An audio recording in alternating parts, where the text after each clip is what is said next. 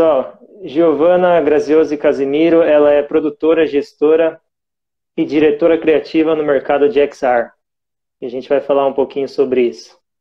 Ela vem atuando em projetos disruptivos na empresa Zoan e é também COO na Mobart e também PhD na Faculdade de Arquitetura e Urbanismo da USP.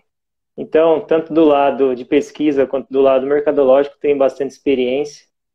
Eu gostaria de começar falando um pouquinho do mercado de XR, dessa tecnologia que vem aí quebrando barreiras e sendo muito disruptiva, né? Nós temos, então, a Expanded Reality ou Cross Reality, que é essa obra-prima, digamos, da tecnologia que alia o que a gente usa bastante, ou vem usando nos últimos anos, que é a realidade aumentada, a realidade virtual e, assim, a mistura de ambos, a realidade mista. Só que vem algo que cruza todas essas barreiras e abre outras fronteiras, que é justamente o XR, né? E esse mercado, segundo análises internacionais, o XR, o VR, o MR e agora, justamente que a gente vem falando do XR, ele em si vem tendo representatividade em grandes análises de Deloitte, de IDC, de Gartner, de Forrester. Então, ele está em grandes análises de tecnologia disruptivas entre as top 10 trends de tecnologia. Também é um mercado, Giovana, que analisam e falam que poderá chegar até 2022 a valer 209 bilhões de dólares. Então, assim, tanto do lado de negócios, estando entre os top 10 tecnologias de diversas pesquisas, né, de diversas análises, e estando também com esse olhar de viés econômico, não podemos deixar de falar que vai, de fato, abrir os olhos de investidores e de empresas. Sim. Você, com essa sua vivência de pesquisa na área, de curadoria, criatividade, produção, e agora tendo a possibilidade, que a gente vai falar um pouquinho mais das experiências recentes que você teve com a Zoan, passo a bola para você puxar um pouco aí o contexto do XR, para a gente criticar, de fato, o que ainda falta, o que é bom, o que não é, porque não são flores tudo que a gente vê. Então, vamos expandir a mente aí nesses questionamentos. Então, Matheus, muito obrigada aí pela sua introdução. E você fez altas contextualizações, aí tá mais informado que eu sobre os números. Não estava sabendo desse dado de bilhões aí, mas eu esperava mesmo que o XR, é uma hype, né? Eu acho que a gente está no momento em que todas essas tecnologias imersivas, eu acho que elas vinham numa onda assim, de alta velocidade. Todo mundo estava pesquisando, acho que estava todo mundo esperando que tudo seria VR depois de 2020. E aí eu acho que o coronavírus deu um baque, trouxe uma revisão de uma série de valores desse mercado. Porque quando você percebe que o XR ele ainda não é acessível, né, para um grupo muito grande de pessoas, aí que a gente começa a questionar se de fato a maneira como se vê essa indústria é a mais adequada. Então, acho que minha fala já vai começar do avesso, né, falando que esse, na minha opinião, é um grande problema da indústria de XR. Ela fica muito concentrada em dispositivos que são, assim, inacessíveis para a maioria das pessoas. Porém, eu acho que é legal apontar que existem muitas iniciativas legais assim que utilizam dispositivo mobile para fazer essa experiência acontecer, né? Então, a realidade aumentada, ela foi o meu objeto de pesquisa por muitos anos, ainda é, mas ela foi meu tema de mestrado. E naquela época eu comecei a pesquisar assim, como que os espaços de arte podem usar essa tecnologia para expandir a dinâmica expositiva. E eu acho que essa é uma ideia, por exemplo, barata, que cabe na vida de todo mundo e que traz uma certa imersão. Mas eu acho que tem muito ainda para se desenvolver. Eu acho que quando você pensa em, por exemplo, VR, eu acho que existem vários limites de você ter uma experiência coletiva, por exemplo, que não seja simplesmente uma experiência de gameplay, né, de multiplayer. Eu acho que ainda tem muito isso de você tentar trazer a tangibilidade do mundo, né? Acho que toda vez que eu entro no espaço VR, eu me sinto imersa, mas eu não sinto que é uma duplicação do mundo real. Eu sinto que é uma espécie de outra realidade. Então, talvez a gente entender um pouco melhor essas associações e dissociações também vai facilitar a indústria de XR ficar mais clara. Mas eu acho que a gente podia começar a pensar um pouco isso, né?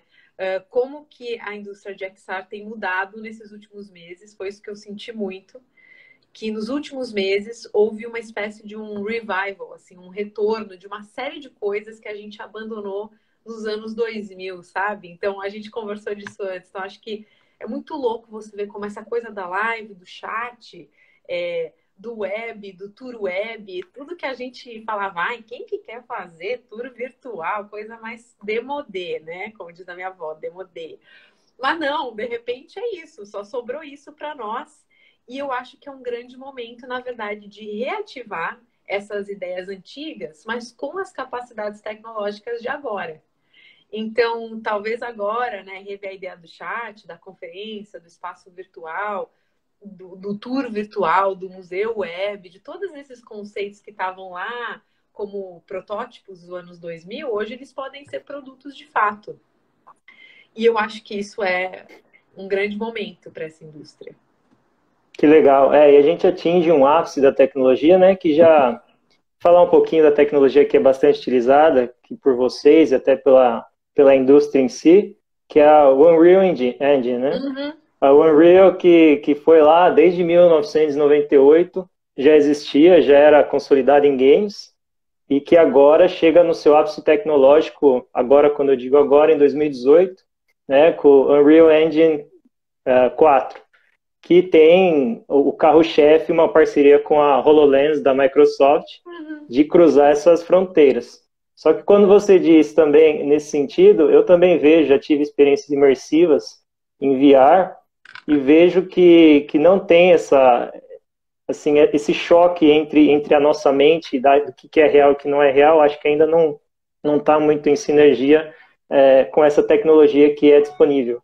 Eu acho que ainda falta muito da parte de entender nossa parte cognitiva e aliar isso em contextos digitais. Eu acho que ainda vai ter um passo muito grande para o entendimento do que, de fato, o nosso cérebro é influenciado, de como trazer isso para o real. Claro, você tem uma experiência que você está imerso naquela realidade, você é atingido assim com muitas informações. Às vezes tem até o vídeo interessante da pessoa que coloca o óculos e vê a montanha-russa e cai para trás, né, que é bem famoso aí na internet. Então, a gente é, sim, impactado, mas acho que não no contexto ainda cognitivo que a gente gostaria que fosse. Mas nós temos produtos muito interessantes que eu acho que você pode muito bem falar, que é dessa, digamos, dessa criação de gêmeos digitais, né? De colocar ambientes reais no digital, que foi o caso de Helsinki Virtual que vocês fizeram.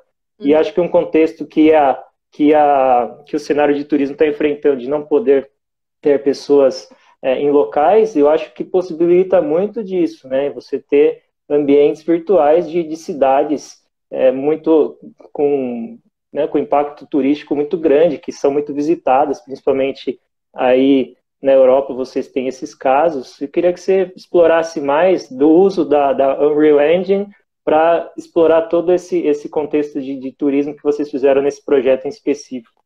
Lógico. Então, uma coisa que eu queria te falar, só antes de eu ir para esse tema do turismo virtual, né?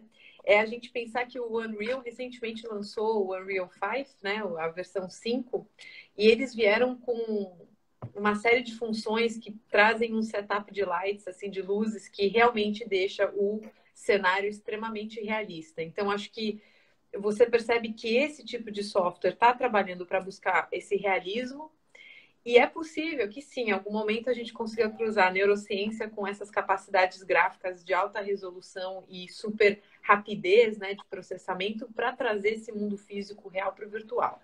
Mas eu acho que vai levar um tempo. Vai levar um tempo, sem dúvida. Então, pensando no que você falou do turismo, sim, eu acho que é bem interessante esse projeto, o projeto Virtual Helsinki, né, que foi desenvolvido pela Zoan.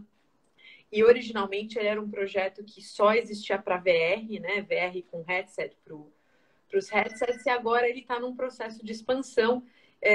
E a ideia é que ele seja mais acessível na web também. Então, acho que é interessante a gente ver como essa transição de tudo que era originalmente para VR se torna agora acessível em versões navegáveis para web e para mobile. Principalmente porque quando você pensa em como a gente pode monetizar o turismo virtualmente, não dá para a gente isolar essa experiência num device específico, né? Você tem que pensar que eu, você, todos os nossos ouvintes, todas as pessoas do mundo querem visitar Helsinki, e aí você tem que pensar em acessibilidade.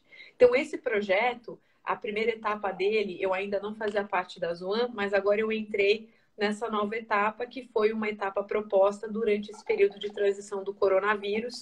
E nós começamos com uma exposição em particular, uma ação em particular, que foi uma navegação virtual interativa dentro de um museu chamado Amos Rex, que é um museu bem icônico de Helsinki. E ele foi uma espécie de experimento que a gente fez, né? De como a gente poderia trabalhar com esses ambientes do Unreal, dessa engine, né? E a gente poderia renderizar esses espaços e produzir essas navegações na web. E deu muito certo. Então, agora a ideia, segundo o que a cidade de Helsinki anunciou, é que vai haver uma plataforma que pode ser expandida sob demanda, né? Então, imagina que legal você ter vamos usar aí São Paulo, tá? Porque é uma cidade grande, mas podia ser qualquer cidade do Brasil. Imagina você ter uma São Paulo virtual em que você não apenas vê a São Paulo como ela é, porque para isso a gente tem o Google Maps, né, o Google Street View, mas você vê uma cidade virtual que pode ser ocupada por uma coleção artística, por um grupo de artistas, por uma semana de design, por uma série de patrocinadores que possam fazer ações virtualmente, ou mesmo engajando as pessoas a terem experiências virtuais, comprarem coisas virtualmente. Então, é uma espécie de criar essa duplicação da cidade e promover um turismo virtual que satisfaça a todos, né? E eu acho que isso é importante de existir, não para substituir o turismo como ele é, mas uma espécie de um outro braço do turismo. E isso acho que vem em resposta à realidade em que estamos, que de repente tá, agora ninguém vem mais aqui fisicamente agora, o que a gente faz? Eu estava até falando com uma amiga minha hoje, a Andrea Capsa, que ela é CEO da Mobart, que é o aplicativo de realidade aumentada que a gente está desenvolvendo para galerias de arte, que a gente estava falando e tal, tem algumas empresas, tipo o Groupon, e eu falei, gente, nem sei por que as empresas do Groupon estão vendendo agora, porque ninguém pode ir em restaurante, ninguém pode ir em bar, ninguém pode ir em hotel, ninguém pode viajar. Então, tudo muda, né? E eu acho que essa resposta do turismo virtual web e mobile é a grande sacada. E eu acho que isso foi uma grande curva que aconteceu, né? Muitas empresas da indústria de XR, sobretudo estúdios que desenvolviam conteúdo só para VR, tiveram que falar, putz, e agora? Porque quem que vai querer compartilhar um óculos de VR num shopping center, num showcase? Agora não é só uma questão de viabilizar economicamente o produto, mas de que não é saudável, né? É contra as regulamentações da saúde de você ter um equipamento de compartilhamento coletivo. Então, eu acho que isso foi um grande momento de transição. E essas indústrias todas, essas empresas tiveram que redesenhar suas estratégias. Então, uma coisa que eu percebi é que muita coisa voltada para a web e para VR, mas VR tipo cardboard, sabe? De você ter essas cases mais elaboradas e tal. Muita coisa voltada para concertos ao vivo, live concerts, né? A gente na Zoan fez vários experimentos e a gente fez alguns concertos bem bacanas com tela verde, usando o Unreal também. E eu fiquei sabendo que no Brasil nós tivemos também um concerto recente que aconteceu. Inclusive, parabenizo o time do Brasil, que ficou muito legal. E eles utilizaram o Unity, não o Unreal. Então, eles utilizaram uma outra plataforma, né? Mas ficou muito legal também. E você vê que essa indústria do entretenimento está também tentando sobreviver, é a prima do turismo, né? Os dois estão tentando nadar contra a corrente. E eu acho que toda a produção, assim, de um modo geral, virtual production, produção de filme, produção de comercial, de conferências, tudo que envolve muita gente junta, tá virando uma outra linha aí de produtos que as pessoas estão vendendo com tela verde e Unreal. Sem dúvida, eu acho que isso é uma hype. Esse ano é o ano, eu acho que dá para tela verde e Unreal. Eu acho que Não, mas é bem por aí, né? Esses pontos de conexão entre pessoas, né? Esses touch points, né? A gente não pode ter mais essas vivências com muitas pessoas, e até as limitações de uso de face mask, né? Uso de máscaras, uso de EPIs e de todas essas proteções, eu acho que vai perdurar por algum tempo ainda, até que venha uma vacina para mitigar tudo isso que a gente está vivendo. E aí a gente tem, por um lado, o VR, que necessita de devices, necessita de uso, né, basicamente de óculos, que a gente vê normalmente. E você tem a realidade aumentada, que basicamente de um smartphone ou de uma conexão você consegue trazer um holograma ou trazer uma vivência que faz lá o pop-up de um contexto que é criado. Você vê que nesse sentido tem mais chances da realidade aumentada vir à tona, seja no Brasil, seja no mundo, para uso tanto no varejo quanto em games ou em outras propostas? Olha, eu sou suspeita para falar por muitos motivos. Eu sou muito fã da realidade aumentada. Eu sei que a realidade aumentada ainda está engatinhando em comparação com o VR, sobretudo porque existem limitações, obviamente, dos dispositivos, né? Os celulares, eles às vezes não conseguem processar uma coisa com um visual muito bom, mas eu acho que é uma questão de melhorar os equipamentos que a gente tem. Os equipamentos diários, não tem um equipamento super potente, mas quando os nossos celulares forem um pouquinho melhores, a gente tiver o 5G, né, o 5G para todo mundo, eu acho que a realidade aumentada, ela não tem motivo para ficar para trás. E eu acho que ela tem muito mais a ver com o que, na minha opinião, vem a seguir, né? Que eu acho que é essa ideia de realidade mista. Então, acho que a próxima etapa, eu não acredito que vai ser a virtualização do que a gente vê, mas o contrário do que a gente vê cotidianamente ser invadido por esses pequenos elementos virtuais. Eu acredito muito mais nesse mundo do que a gente, sei lá, acho que tem 2 filmes que resumem isso. Tem o Minority Report, que eu acho que é mais do que eu acredito, e tem aquele com o Bruce Willis, Surrogate, que eles usam aquele VR o tempo todo e tem um avatar que vive e anda para eles e tal. Eu acredito mais no Minority Report, assim, sabe? Inclusive, um ótimo exemplo que eu posso dar é exatamente o Mobart, né? Que é esse app que eu sou COO. Essas posições ainda estão sendo definidas, porque a gente está bem no comecinho, né? Mas foi exatamente uma coisa assim. A gente, esse grupo, né, que se colocou junto, meio que pensou, tá, gente, vamos pensar como a gente pode buscar soluções para o mercado de arte, que eu acho que é um mercado, inclusive, que fica bem é bem marginal a essas questões de tecnologia. Como que a gente pode proporcionar para eles uma experiência de venda remota e que seja mais propícia a vendas virtuais, né? Ativar o e-commerce dessas galerias de arte, dos colecionadores de arte. Aí veio o coronavírus e a gente falou, não, a gente tem que fazer esse app. Então, é um app de realidade aumentada que permite e-commerce de obras de arte. Então, faz um pouco o papel de mediação desse galerista que, sei lá, tem que carregar um quadro gigante para um hospital que quer comprar peça. Então, isso é só um exemplo de como a realidade aumentada ela é muito prática. E eu acho que ela é muito assim, papum. Você abre a aplicação e funciona.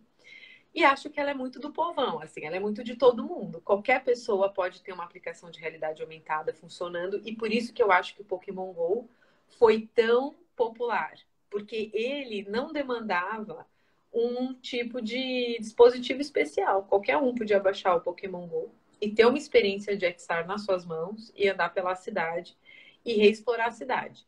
Agora, é claro que tudo que é mobile e tudo que envolve mapeamento do espaço e mapeamento do seu comportamento, ele coleta os dados, né? Então, eu também acho que a gente tem que ter muito cuidado do que a gente usa. Sem dúvida, muitos dos serviços que você vai encontrar são seguros, mas existem também muitos serviços que meio que extraem aquilo que você faz, aquilo que você vê. E isso é inevitável. Eu acho que, assim, Não tem como a gente só seguir adiante com uma tecnologia limpa, que não é extratora, parasitária. Isso não existe, eu acho. Acho que temos que aceitar É que... uma, é uma via de mão dupla. Você cede até certo ponto as suas informações e a plataforma vai ceder o serviço. Eu acho que é indiscutível isso, né? Para todo aplicativo hoje, você, obviamente, tem alguns que exploram até demais, né? E a gente pode até citar um recente que é das trocas da face, né? O Que FaceApp. é a FaceApp que veio à tona aí, está utilizando informações para vendas de dados pessoais. Enfim, a gente tem toda essa legislação que, infelizmente, não é uma legislação global, né? Você tem vários pontos que, por exemplo, Califórnia tem uma, Brasil tem outra, Europa tem outra. Então, não tem um consenso do que pode e que não pode. Vai de cada um, de cada área, de cada país, entender como que pode e o que não pode de determinada companhia utilizar os dados das pessoas. Mas, assim, de fato, você quer usar, você vai ter que liberar os seus dados de alguma maneira, seja a câmera, porque a imagem vai ter que aparecer, seja o microfone, não sei por que motivo, mas eles também têm que liberar os dados das pessoas. Enfim, tem pontos que você até se questiona, mas você vai acabar liberando se você quer realmente ter usufruto do serviço. Mas de fato, a gente está num contexto global de tecnologia com processamento gráfico cada vez maior, né? Os GPUs aí estão ajudando muito, celulares agora de ponta, todos os que são lançados têm processamento muito bons, independente de ser o mais caro, ou médio, ou barato, sempre, você consegue ter acesso, pelo menos mínimo, né? De processamento desses processamentos gráficos. Mas eu gostei muito do que vocês fizeram. Tem o case do último show, da JVD. Eu queria que você falasse um pouco disso. Lógico. Foi um show, assim, um conceito fantástico que vocês produziram e queria que você também falasse um pouco dos números, porque 1,4 milhões de acessos, que bateu todos os recordes lá para uma banda local ainda, né? Sim, sim, por isso que foi impressionante. Bom, Fala um pouquinho, Gil, por favor. lógico, obrigada por ter pesquisado, trazido esses exemplos ótimos. Assim, esse conceito, que em português é JVG e em finlandês é IVG, que eles chamam, né? Eles são uma banda de rap, são dois rappers que são bem famosos na Finlândia. E tem esse dia de celebração tradicional chamado May Day, que é o início do mês de maio, final do mês de abril, que é uma espécie de transição de estações e tal. E daí tem esse dia de grande celebração na cidade. Como é uma atividade assim super tradicional, tradição, é centenário, o governo da cidade de Helsinki estava super preocupado que as pessoas saíssem na rua para celebrar e quebrassem a quarentena.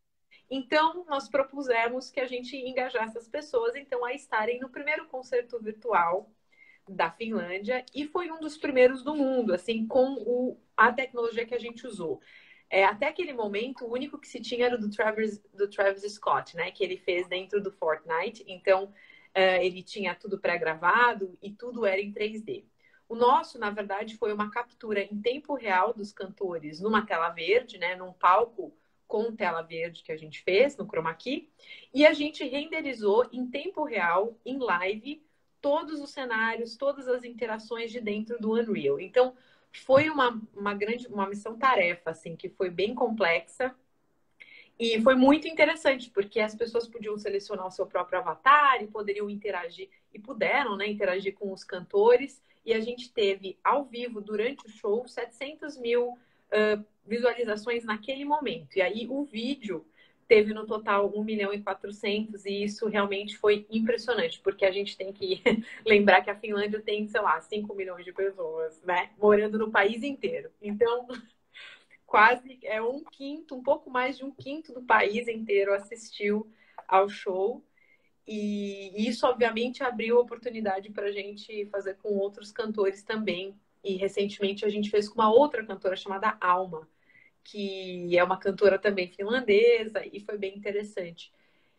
Agora, é óbvio que é super desafiador, né? Porque você trabalha com tudo acontecendo em tempo real, então todas as câmeras, a gente tem câmeras físicas e tem câmeras virtuais e tem câmeras capturando as câmeras virtuais. Então são tantas câmeras que eu tenho certeza que você fala com o time de produção técnica que estava lá fazendo toda a gravação, assim, são muitos elementos juntos. Então é muito desafiador, mas o resultado foi ótimo e aí a gente saiu em vários sites, a gente saiu na Forbes, saímos no Mashable, a gente saiu em vários lugares e recentemente a gente falou no Festival de Cannes, né?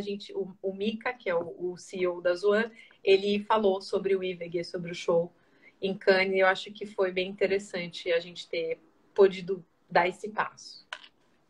É legal explorar, porque de fato a gente tem tecnologia, mas não é porque tem a tecnologia que é fácil fazer, né? Tem que ter essa expertise, tem que entender as problemáticas também. De fato, vocês já tinham ela dada, né?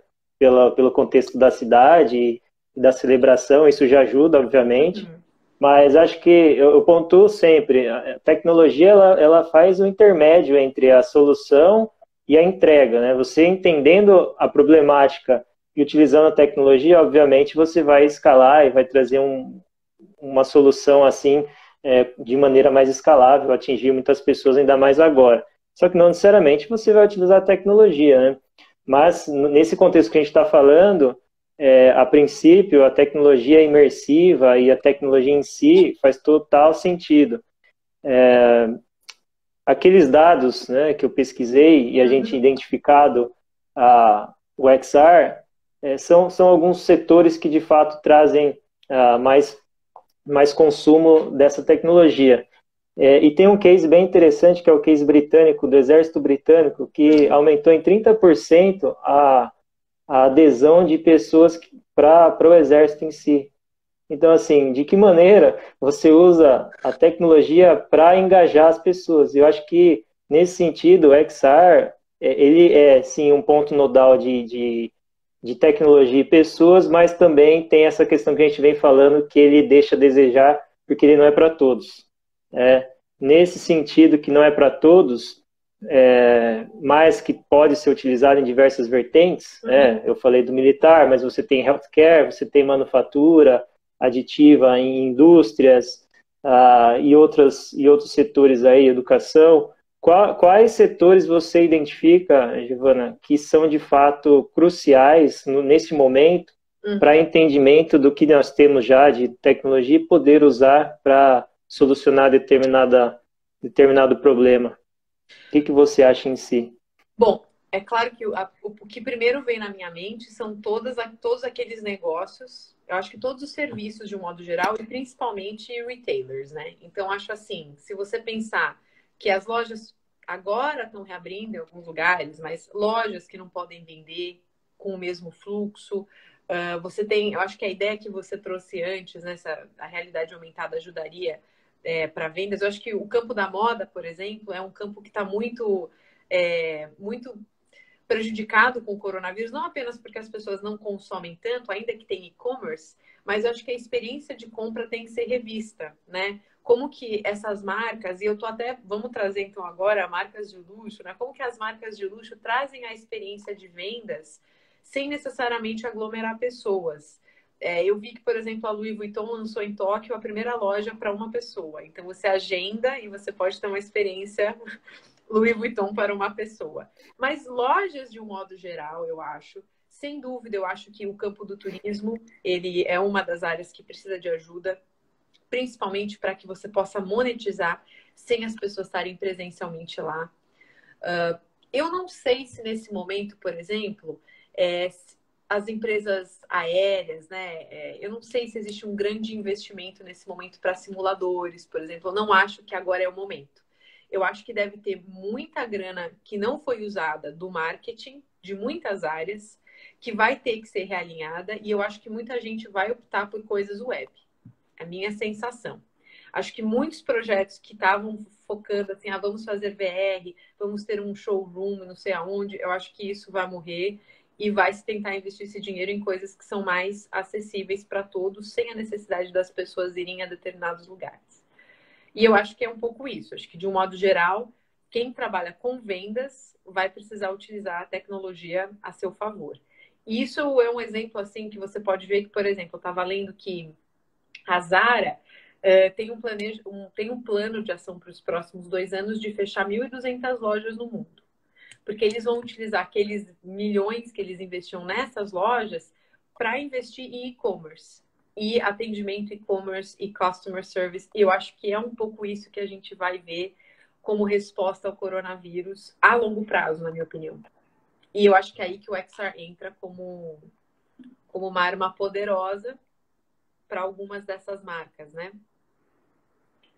Ou seja, o que a gente já viu, as grandes que a gente é fácil falar agora, né? Mas, por exemplo, uma Amazon que desde o seu início, né, focando mais no supply chain do que nas próprias lojas físicas, né? Sem nenhuma loja conseguiu escalar. Então, acho que a Zara está fazendo um estudo desse benchmarking aí de anos para colocar, né, seu foco nisso.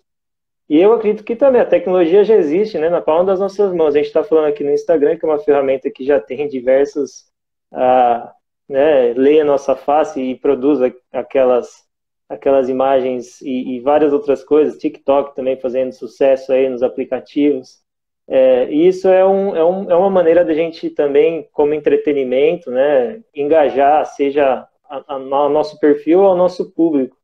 Eu acho que é muito ainda limitado a maneira com que as empresas veem esse engajamento com o seu público-alvo. Então, já usar o que já tem, acho que é crucial para esse momento, né? E aí, obviamente, melhorando e otimizando baseado nas interações que esse público tem com a tecnologia. O que você vê desse sentido, dessas tecnologias que já existem? Você vê que, de fato, é mais entretenimento, é mais para a gente dar aquele sorriso, aquela risada, ou de fato as empresas estão aproveitando para otimizar e para gerar vendas futuras? Eu acho que tem muitas empresas, assim, eu participei de projetos assim de filtros de Instagram e Facebook, por exemplo, que eram de empresas em particular. Então, por exemplo, ano passado teve uma empresa da Finlândia que quis desenvolver um filtro específico para o Natal e tal, e já não tinha nem coronavírus naquela época. Então, eu acho que falta um pouco mais. Eu sinto que as empresas, as marcas, de um modo geral, poderiam se apropriar mais desses meios que já existem, até porque esses filtros do Instagram são realidade aumentada, né? Eles são, e eles têm. E é muito fácil de programar, porque você pode usar o software deles, que é o Spark AR, e aí você só tem gente que faz em casa, entendeu? Então, assim, não desmerecendo, né? Mas, assim, é óbvio que se você tem um time de criadores e você tem um pessoal de ponta, você pode fazer coisas muito legais e que já pertencem a esse mundo que as pessoas consomem, né? Que é, no caso, as redes sociais. Então, eu acho que isso definitivamente é uma ferramenta que poderia ser usada mais. Eu vi algumas ações, além dessa marca específica que eu ajudei ano passado, mas eu vi algumas ações da Gucci, eu acho, que você tinha uns filtros que podia mudar o rosto e tal, durante, acho que as semanas de moda. Mas eu sinto falta. Eu acho que poderiam ter filtros lançados e que também encaminhassem as pessoas para outros links, né? Isso é uma outra coisa que eu sinto. Às vezes a gente fica tão limitado a determinadas ferramentas, a gente acha que, então se é para fazer uma campanha de marketing, então eu faço um ad no YouTube. Mas por que não fazer uma coisa que seja um pouco mais dinâmica? Mesmo que seja um ad no YouTube ou um vídeo no YouTube, por que você não faz um hipervídeo, sabe? Coisas que te levam para outros vídeos. Você tem links que abrem outras coisas. Eu acho que o poder da gamificação não se dá somente numa tecnologia de ponta, né? Até por isso que a gente tem banco imobiliário, né? Que é totalmente analógico. E você vê aí na Europa algum case. Eu gosto de estudar muito o mercado chinês de tecnologia, principalmente retail, porque lá o consumo é absurdo e eles lançam muitas coisas interessantes. E uma ferramenta que é bem legal e é um case importante de ser falado no varejo é o Toutiao, que eles colocam vários ícones e várias mensagens e a pessoa interage com a marca e consegue consumir em tempo real. E utiliza muito dessas tecnologias que a gente já falou. Você vê isso aí na Europa? Você vê isso no que você já experimentou e fez de projetos, seja aí ou seja aqui no Brasil, você já viu isso ou você ainda acha que pode ser explorado muito disso? Porque de fato já existe, acho que é mais trazer para a cultura do consumo local, obviamente, obviamente também falar a língua com que o consumidor fala, mas acho que tem um potencial grande, porque se eu estiver conversando com você, você vê algo que eu estou usando e você quer comprar, assim como eu vejo que você está consumindo, eu quiser comprar num clique eu já consigo, poxa, você reduz aí drasticamente as fricções de compra, né?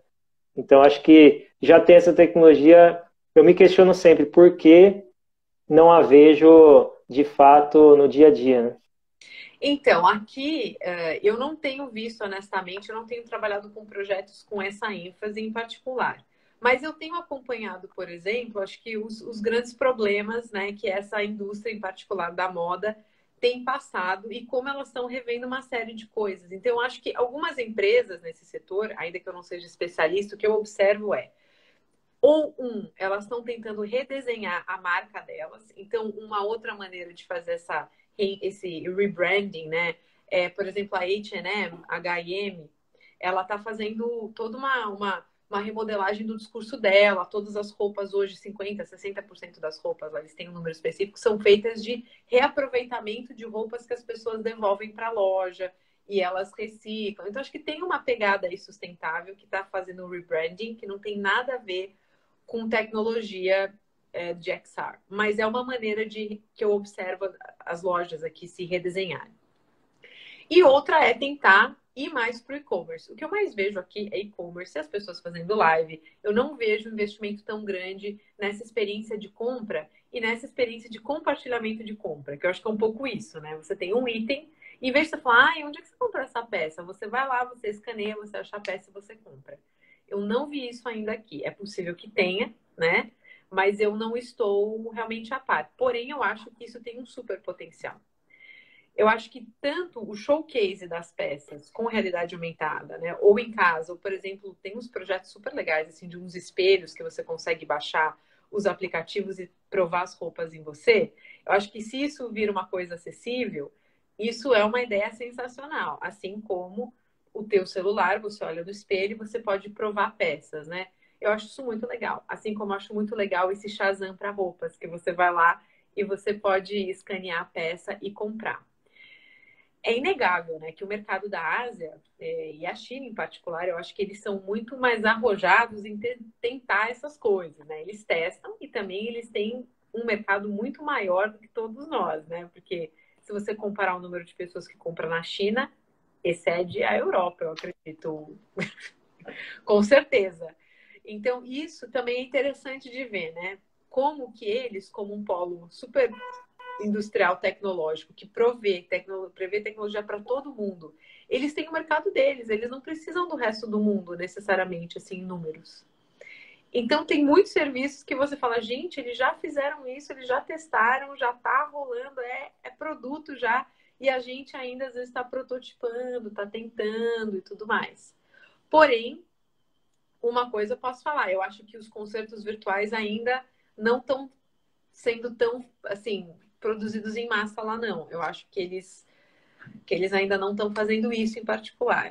Então, pode ser que as empresas do Ocidente tenham mais chance de oferecer esses serviços na Ásia, eu acho. Que legal. E vocês fizeram recente, a gente já conversou sobre isso. Você identifica, então, que será potenciais próximos projetos aí a ser abraçados pela empresa e por vocês na área de criatividade e produção para expandir, né? Tanto do turismo, que a gente já falou, quanto dos concertos. Você vê, de fato, porque trouxe um cenário de números muito expressivo, né? De showcase de marketing expressivo para vocês. Então, acho que, sim, vendo de fora, eu apostaria. Vocês aí estão apostando? Como que vocês veem em relação a isso? Acho que sim, assim, a Zoan, ela tem investido bastante nessa ideia dos concertos virtuais, né? Então, a gente tem chamado esse departamento de Burst, e inclusive tem um site próprio, né? É praticamente uma plataforma independente da empresa em que a gente meio que faz todos esses eventos. É quase que uma virtual venue, né? Um espaço de shows online. Então, eu acredito que tá tendo um investimento bem grande assim de tempo das pessoas dentro da empresa para poderem desenvolver essa plataforma da melhor maneira possível. Então, eu acredito que a tendência de concertos virtuais, ela vai se fortalecer. E ainda que eu acho que os concertos voltem às suas atividades normais no próximo ano, porque eu acho que isso não vai acontecer esse ano ainda, eu acho que ainda assim a ideia de concerto virtual, ela deveria continuar pensando na acessibilidade da experiência do show, né? Porque eu acho que, independentemente do coronavírus, imagina assim, se uma Beyoncé da vida vai para o Brasil, quanto que custaria um ticket da Beyoncé? Né? Para você ver a Beyoncé, sei lá, R$ 500. Quem que pode pagar R$ 500 para ir no show da Beyoncé? E aí você faz esse show da Beyoncé com um monte de coisa bacana, com altas interações, com coisas personalizadas, para todo mundo assistir e talvez pagar um ticket de R$ 50, é muito mais justo, né? É muito mais acessível. Então, eu acho que as coisas não precisam competir, eu acho que elas se complementam. Ainda que a indústria do entretenimento volte aos seus modos tradicionais, eu acho que ela fica mais completa, mais acessível, mais horizontal com essas soluções de concertos virtuais. E eu acho que é muito nisso que essa ideia de vamos investir nessa solução reside, assim, de que tem potencial para depois ser mais. E pensa assim, se você é um artista, um performer, você faz grana, você faz o seu lucro com a sua performance no palco tradicional e você ainda consegue fazer um outro lucro paralelo, né? Você tem uma outra revenue só com esses shows virtuais que podem ter 1.400.000 pessoas assistindo, entendeu? E pagando para assistir. Então, acho que é isso. Até acho que a dinâmica de patrocinadores é bem interessante num concerto virtual, bem mais do que num concerto tradicional. Porque você pode ter avatares patrocinados, você pode ter elementos 3D do show patrocinados, dá para fazer uma coisa muito mais legal do que, sei lá, o nome do patrocinador, entendeu? Então, acho que isso expande você poder brincar com essa indústria e até quem é stage designer, né, quem faz os designs de palco, eu acho que isso é um novo mundo para eles, porque você pode, inclusive, explorar as leis da física, né? Você pode desafiar as leis da física dentro desse mundo para o artista performar o que ele deseja, do jeito que ele deseja. Então, acho que tem muito potencial. E o turismo virtual, também acho pela mesma ideia. Porque se você pode ir para Mykonos, maravilhoso. Se você não pode, por que não ter uma experiência legal, divertida, gamificada, que expanda os seus horizontes culturais e ir para Mykonos virtualmente, né? Então, acho que isso também é parte da globalização. A gente nunca chegou num ponto da globalização em que todo mundo foi para Mykonos de algum jeito. Eu espero que todo mundo vá um dia. Acho que essa quebra de limites é o agora, né? Acho que mais do que nunca é desafiar o status quo e falar agora todo mundo pode e obviamente, claro, pensando na monetização, né? Porque as empresas necessitam disso, né? E quem tiver envolvido também, mas você dá o poder para o consumidor, igual você falou. Você tem um ticket médio de 500, você vai ter 1.000, 100.000, 10.000, muito mais pessoas engajadas consumindo um ticket menor, mas você ganha em escala e as pessoas vão estar falando naquilo, vão estar compartilhando mais, vão estar com brilho no olho enfim, é só coisa boa acontecendo, né, Gil? E você pode levar a parte daquele show com você. Acho que é só uma questão de você desenvolver soluções, mas nada impede que você tenha souvenirs, né? Imagina, quando você, às vezes, tá num game, você não vai coletando moedinhas e tal, e rewards. Então, essas dinâmicas de interação dentro do Burst, das plataformas de live concert, elas têm tudo para crescer, para que seja quase que uma rede social. E eu acho que aí nós voltamos a quem? Ao Second Life, que todo mundo odiava no ano 2000. Que porcaria! Mas no fim, no fim é o renascimento. Eu acho que essa é uma grande chance para a gente rever o Second Life. É um Third Life melhorado. Mas é um pouco isso, sabe? Eu acho que a gente está revendo essas fronteiras. Eu acho que é muito lindo a gente ver que, independentemente de quão em lockdown todos nós estamos e quão limitados, né, a ir aos lugares nós estamos, o nosso desejo de estar global não desaparece. E eu acho que é isso que sustenta e empodera todas essas ferramentas, né? Legal.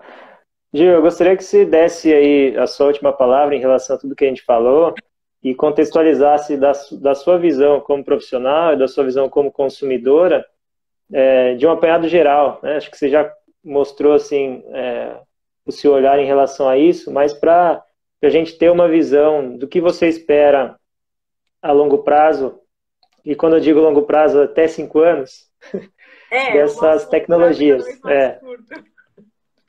Até 5 anos dessas tecnologias. Porque quanto mais informação a gente tem nos dias de hoje, parece que menos poder as pessoas têm em relação a tomar de decisão, porque é muito conteúdo, muita informação, e às vezes cria muito mais barreiras para nós estarmos de fato, né, num fluxo contínuo, né? Muita coisa, a gente fica perdido às vezes. Então, como que você vê em relação a isso, né? As tendências e de fato que você vai colocar a sua energia para criar, seja na MobileArt, seja na Zoa, que você vê nesse sentido? Olha, eu acredito muito que existe uma necessidade de horizontalizar essas tecnologias. Então, isso já é uma coisa que eu acredito e está até na minha pesquisa de doutorado, que é como a gente pode acessibilizar, não do ponto de vista da tecnologia de acessibilidade, mas como tornar isso acessível a todos.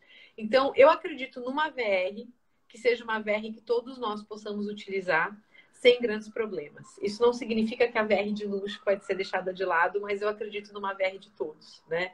Também acredito que a realidade aumentada vai ser explorada mais. E eu espero que isso aconteça, porque eu acho que tem muito potencial, principalmente para pensar em e-commerce com realidade aumentada, que é o caso do Mobart, né? E eu acho que isso tem potencial imenso na área da moda, na área do design, na área de interior design. A gente vê o IKEA, a galera lançando vários aplicativos de teste de produtos com AR. Então, eu acredito muito nisso. Eu acho que o turismo vai ser definitivamente redesenhado.